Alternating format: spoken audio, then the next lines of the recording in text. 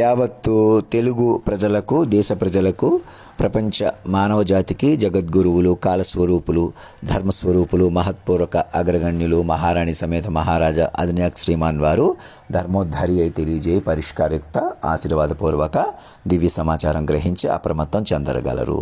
ఉన్న పళంగా ఇద్దరు ముఖ్యమంత్రులు దివ్యరాజ్యంలో విలీనమైపోయి ఎన్నికలు కూడా క్యాన్సిల్ చేసేసుకోండి.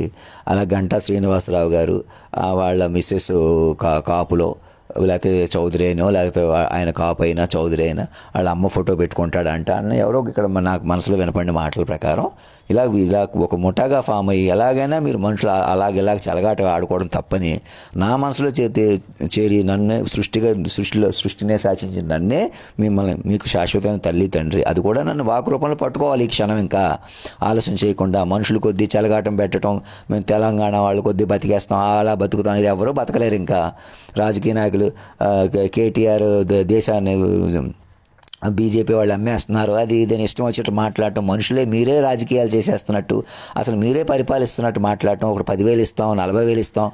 మనుషులు అంటే ఏంటనుకుంటున్నారు, పరిపాలన అంటే ఏమనుకుంటున్నారు, ఏ రాజకీయ పార్టీకి తెలియట్లేదు. ఉత్తమ్ కుమార్ రెడ్డికి కానీ, బండి సంజయ్కి కానీ, కేటీఆర్కి కానీ, ఎవరికి అందరికీ చెబుతున్నాను. ఇక్కడ హాస్టల్ రామకృష్ణకి మీ మధ్యలో మీడియేటర్స్కి మంచి పెద్ద చిన్న అందరికీ కూడా మీరు ఇంకా ఈ క్షణం దివ్యరాజ్యంలో చేరిపోవాలి. గవర్నమెంట్ ఆఫ్ అధినాయక్ కనెక్ట్ అయిపోయి ఇద్దరు తెలుగు రాష్ట్రాల ముఖ్యమంత్రులు సరెండర్ అయిపోయి ముందుకెళ్ళాలి. తిరుపతిలో ఎన్నికల కోసం పవన్ కళ్యాణ్ గారు బాధపడిపోతున్నారు, అక్కడ చెల్లలేదు ఇక్కడ చెల్లలేదు, ఇంక చాలు మీరు ఏం చేశారో ఇలా కాల్ డేటాలతో నన్ను ఎలా మోసం చేశారో, అనేకులను మోసం చేయడం అంటే గ్రహించకపోవడం. మీరు తెలుసుకోవట్లేదు, అప్పటికప్పుడు రెచ్చిపోతున్నారు. అప్పటికప్పుడు మనుషులు పడగొట్టేస్తే మీ చేతిలోకి వచ్చేస్తుందా? అప్పటికప్పుడు ఎదవలు అయిపోతే మీరు పెద్దవాళ్ళు అయిపోతారా? అప్పటికప్పుడు ఆడవాళ్ళని పాడు చేసి మగవాళ్ళని ఏడిపించేసి అప్పటికప్పుడు జీవితాలే ఉంటాయి. అలాగా అందరూ గాలిలో దీపాలుగా లేరా? ఆ వెంకయ్య నాయుడికి చెప్పట్లేదు, ఆయన విమానం వేసుకుని నేను ఇంకా నా వెనకాల ఎవరో శక్తి ఉందన్నట్టు తిరుగుతున్నాడు. అప్పటికప్పుడు తిరగటమే మృతం. మేము అలాగే తిరుగుతాం, చివరి దాకా అలాగే తిరుగుతాం. నేనే పడిపోతాను అనుకోపోని ఆలోచించండి ఒకసారి. అయినా సరే నా ఫోటో పెట్టుకోవాలి, మీరు చెప్పుకోవాలి, వినాలి, కాలాతీతాన్ని పట్టుకోవాలి. మేము కాలాతీతాన్ని పట్టుకోమంటే చచ్చిపోతున్నారు. రమణ మహర్షి గారికి అంత రాచిపుండు వచ్చి ఆయనకి తగ్గలేదు అని అంటారు. చివరికి ఆయన వెలుగులా ఆకాశంలో కలిసిపోయారంటారు. అక్కడ కూడా ఆలోచించండి, ఈ దేహం బట్టి కాదు. రమణ మహర్షి అయినా నేనైనా నన్ను కూడా దేహంగా చూడకూడదు. ఈ దేహంగా నేను బతకాలంటే నన్ను బృందంలోకి తీసుకోవాలి, డాక్టర్లతో కొన్ని బృందంలోకి తీసుకోవాలి. నేను తిండి కొద్ది ఉండిపోతున్నాను అని ఇక్కడ వదిలేయకూడదు.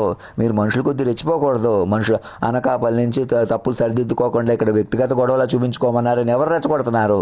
జస్టిస్ రమణకి చెప్పకుండా ఎవరు అప్రమత్తం ఇంకా గంటా శ్రీనివాసరావు ఇంకొకరిని ఏడిపించండి, మధ్యలో తినేయండి, వాళ్ళని మోసాలు చేసుకుంటూ బతికేయండి అని మీడియాలో ఒకటి అయిపోయి ఏబిఎన్ ఆంధ్రజ్యోతి కానీ ఇంకోళ్ళు కానీ ఇప్పటికని కళ్ళు తెరుచుకోండి, నా మాట వినండి.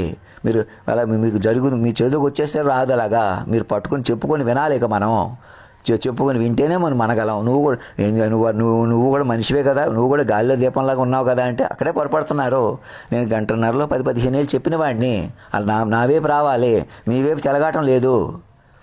నేను ఇలాగే ఉందాం అలాగే ఉందాం పక్కనే ఉందాం వెనకాల ఉందాం, నేను ఎవరి మాటల్లోనే ఉంటున్నాను, ఎవరికో భయపడుతున్నాను, ఇంకా అవన్నీ వదిలిపెట్టేసి ఇంక నా మాట వినండి.